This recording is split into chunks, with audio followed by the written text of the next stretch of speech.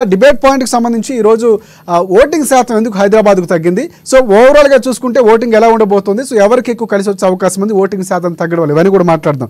Yes, ముందుగా Congress party సంబంధించి కత్తి వెంకటస్వామి గారు చెప్పండి. ఇక్కడ బీఆర్ఎస్ పార్టీ ప్రభావం చాలా ఎక్కువగా ఉంది.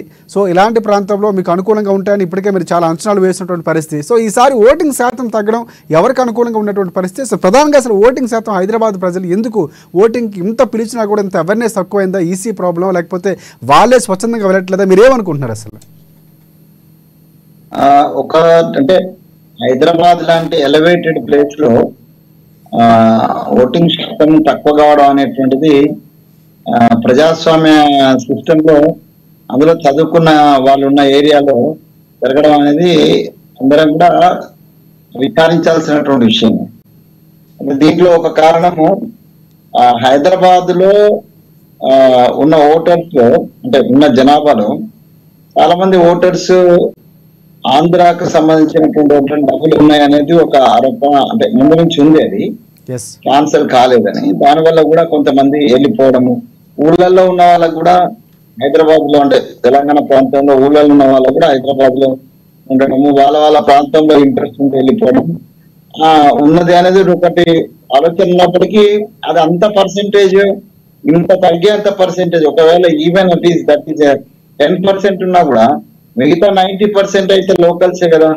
మరి లోకల్స్ లో ఎడ్యుకేటెడ్ ఎక్కువ ఉన్నారు అంటున్నారు, ఎంప్లాయీస్ ఎక్కువ ఉన్నారు అంటున్నారు, తర్వాత పొలిటికల్ అవేర్నెస్ ఎక్కువ ఉన్న వాళ్ళు ఉన్నారంటున్నారు. వీళ్ళందరూ కూడా ఒక రకంగా చెప్పాలంటే ప్రజాస్వామ్యాన్ని అపవాసం చేస్తున్నట్టు లెక్క. తీసుకోకపోవడం అనేటువంటిది శోచనీయాంశం. అయితే ఓటింగ్ ఎప్పుడైనా అంటే హైదరాబాద్ 50% దాటితేనే అది చాలా గగన పుష్పం అన్నట్టుగా అన్ని ఎన్నికల్లో మనం చూస్తున్నాం.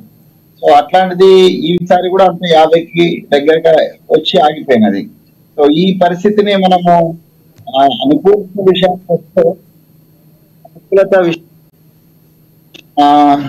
అంటే ఆర్గనైజ్డ్ ఉన్నటువంటి పార్టీలకు క్యాడర్ కింది లెవెల్లో పనిచేసేటువంటి క్యాడర్ ఉన్నటువంటి వాళ్ళకు చాలా అనుకూలమైనటువంటి పరిస్థితి ఉంటుంది. అందులో కాంగ్రెస్ పార్టీకి క్యాడర్ గట్టిగానే ఉన్నది. లీడర్లు అటు ఇటు పోవడము, తర్వాత కొంత మొన్నటి ఎలక్షన్స్ లో వెనుకబడిపోవడం అనేది ఉంటది. మాతో పాటు భారతీయ జనతా పార్టీ కూడా వాళ్ళకి హైదరాబాద్ చుట్టుపక్కల అయితే జిల్లాలలో లేకపోయినా హైదరాబాద్ చుట్టుపక్కల సికింద్రాబాద్ లో వాళ్ళ క్యాడర్ కూడా వాళ్ళకు కూడా బాగానే ఉంటది. సో మూడు పార్టీలకు కూడా క్యాడర్ ఉన్న దృష్ట్యా ఎవరికి ప్రజలు అంచనా కరెక్ట్ చెప్పలేని పరిస్థితి, ఎవరికి ఎన్నిదానిగా నిలబడతారనేటువంటిది. ఇప్పుడు హైదరాబాద్ అయితేనేమో కొంచెం ఆ హిందూ ముస్లిం ఫీలింగ్ లో ఎంఐఎంకి అడ్వాంటేజ్ అయ్యే అవకాశం తప్పనిసరిగా ఉంటది. ఎప్పుడైనా కూడా ఓటర్స్ కూడా ముస్లిం ఓటర్స్ ఎక్కువ కాబట్టి ఎంఐఎం ఆదరించవచ్చు. మరి సికింద్రాబాద్ సంబంధించి కానీ చేవెళ్ళకు సంబంధించి కానీ పర్టికులర్ సికింద్రాబాద్ సంబంధించి అది త్రిముఖ పోటీ ఇంతకుముందు కూడా ఉన్నప్పుడు అడిగినప్పుడు చెప్పాను. ఇక్కడ నిలబడ్డ వ్యక్తులు కూడా చాలా ఇన్ఫ్లుయెన్స్డ్, చాలా సీనియర్ లీడర్స్ ఉన్నారు. అటు కిషన్ రెడ్డి గారు కావచ్చు, ఇటు పద్మారావు గారు కావచ్చు, ఇటు దానం నాగేందర్ గారు కావచ్చు. సో ముగ్గురు సమ ఉజ్జీలుగా ఉన్న దృష్ట్యా ప్రముఖ పోటీ ఉంటది. ఏదన్నా కూడా కొంత మార్జినల్ లో ఎవరు బయటపడ్డా కొంత మార్జినల్ గానే బయటపడే అవకాశం ఉంటది. ఓటింగ్ శాతం తగ్గడం ఒకటి, తర్వాత అందరు కూడా సమ ఉజ్జీలు ఉండడం ఒకటి. తీవ్రమైన పోటీ ఉన్నటువంటి పరిస్థితి ఉంది.